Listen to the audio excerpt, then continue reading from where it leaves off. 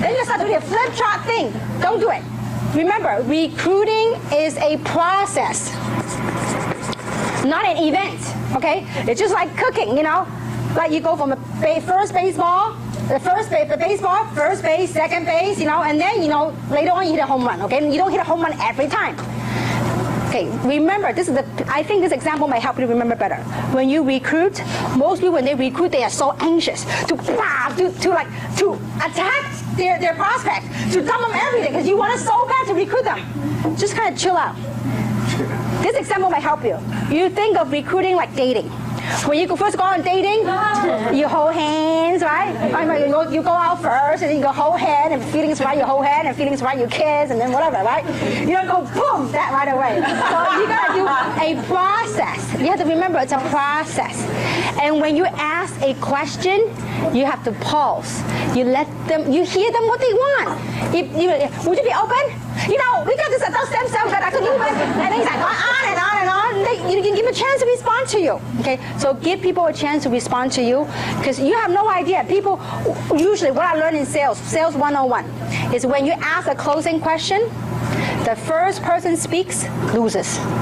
So when you ask a closing question, don't speak. It's sometimes uncomfortable. I mean, there have been a point in my life when I asked a closing question. I mean, there was 5 minutes in silence. I mean, they're thinking. But you know, you're anxious, you can't wait. And I learned to bite my lips and just wait. You have to do that. Let them, if it's too long, you're uncomfortable, just I'll be right back. I'm going to hit the restroom, I'll be right back. Let them think, so, okay. Direct approach, or another direct approach. I mean, I don't like script, because it's got to come from your heart. Because if it's script, people go, oh, that's a salesperson. They're trying to sell me something, okay? Now, a more direct approach would be something like, you know what?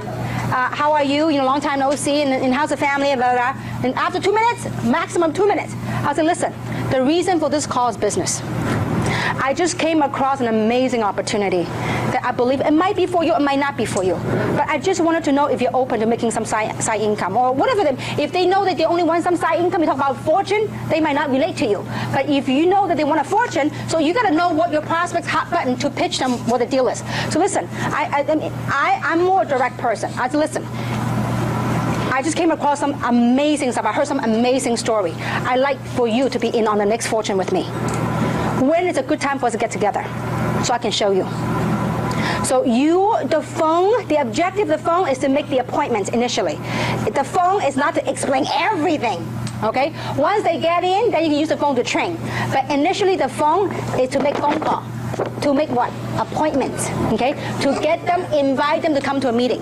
So after you ask a question and they say, sure, what is it? So listen, I'm very busy right now. I can't explain everything to you. But when is a good time this week for us to get together? The timing is very important. I'll be very busy next week, but this week, when is a good time when you get together? And let them say, well, Tuesday or Thursday. Let's say, for example, you live in LA, okay? And by the way, we have a meeting scheduled right here. And you know that on Tuesday and Thursdays, we have presentation. I'll say, listen, you know what? When can we get together this week? Would Tuesday be better or Thursday be better? Don't say that we have it every week. No.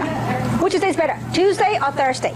Okay, if they say, well, Tuesday, wonderful. What I'm going to do is I'm going to pick you up maybe at 6:30, and I'm going to take you to a quick overview to see if this is for you. I promise you will love what you see. And keep it as brief and as short as possible, okay? So that's on the direct approach, okay? Now, the second approach is what I call the takeaway approach, okay?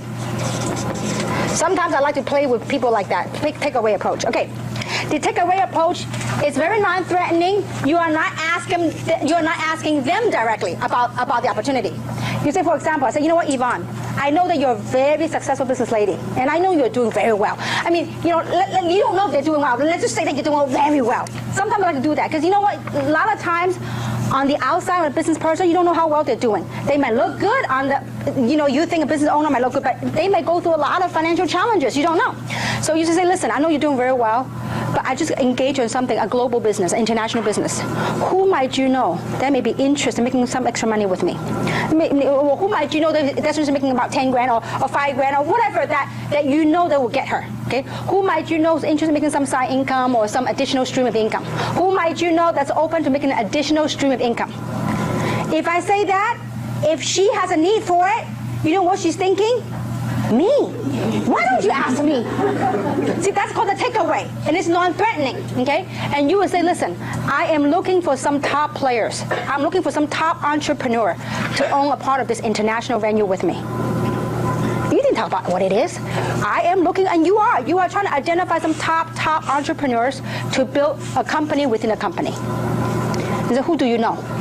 Who's very motivated, who's self-driven? I want to talk to those people. So when I talked to her like that, she said, well, me? Why don't you ask me? I said, oh, I didn't know you'd be open.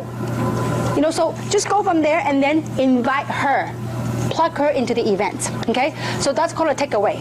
Who do you know? Oh, now, I mean, I don't usually go cold market, but I always go.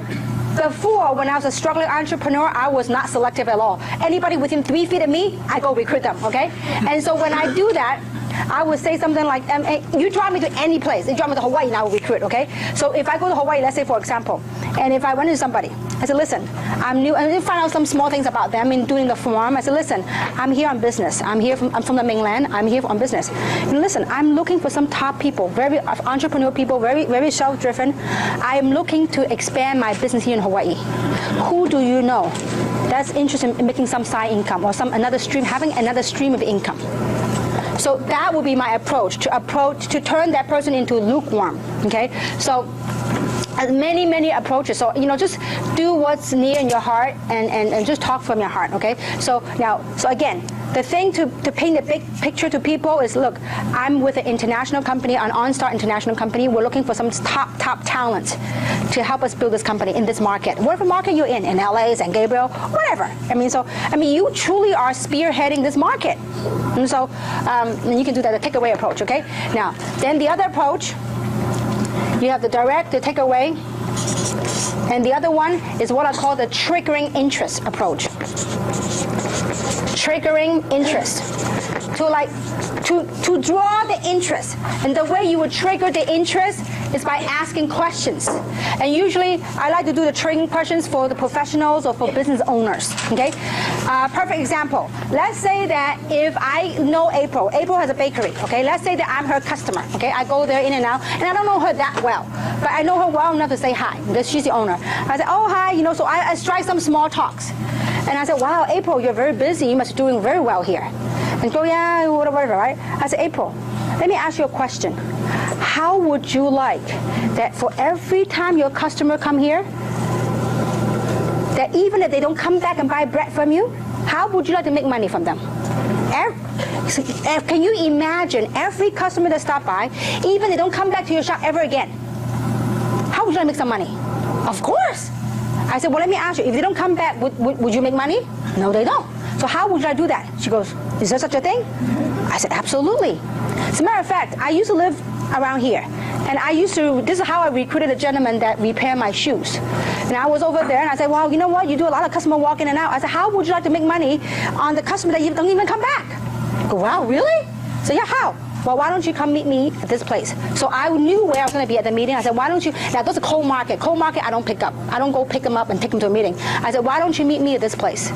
So I said, we're going to show you how. We're going to show, what is it? It's about having the opportunity to make money off customers that doesn't come back and see you again. Building a residual income. So have them come back and invite them to come to a neutral place, an environment, okay? So using these approaches, plug them into the meeting, the system. Because the system will help you sort. Your job, listen, not everyone you list on here, if you make a list of 100 names, if you have 15 people join you, which if you have really gone through 100 names, guarantee you have at least 15 people that will join you, if you do it right, okay? So if you go through this list, accept the fact that not everyone will join you, okay? And not everyone that join you will work.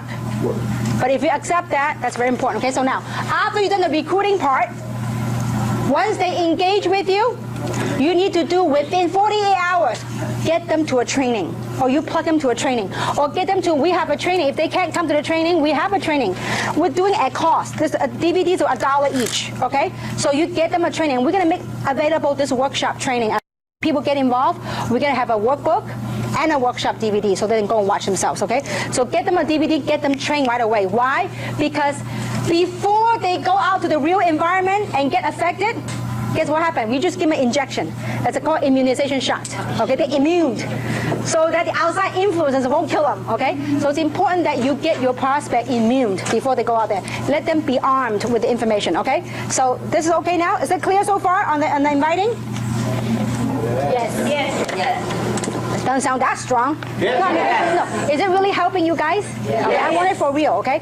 Now, so let's talk about, so we talk about how to invite. Let's talk about how to, when you do your inviting, you gotta do your ABCs. What is your ABC? Always be caring. You gotta be caring to your people. Always be cheering. When you're at the meeting, you gotta cheer. You gotta be happy, okay? And always be closing, okay? Look, you brought the people here, you might as well close the deal. Too many times these people send them home. If you send them home, guess what? They're exposed to the normal job, the normal thing. Guess what? They forgot about everything they had learned at the presentation. So important that you do your very best. Now, obviously, you don't force nobody to join you, but at least you say, listen, give them a platform, an opportunity. Say, listen, where would you like to get started? What position? So you can give them people an option. If they say no, see, if you don't ask, it's an automatic what? No. But if you ask, at least it's a chance. I mean, I have literally seen people coming back, and at the end, he was so agitated.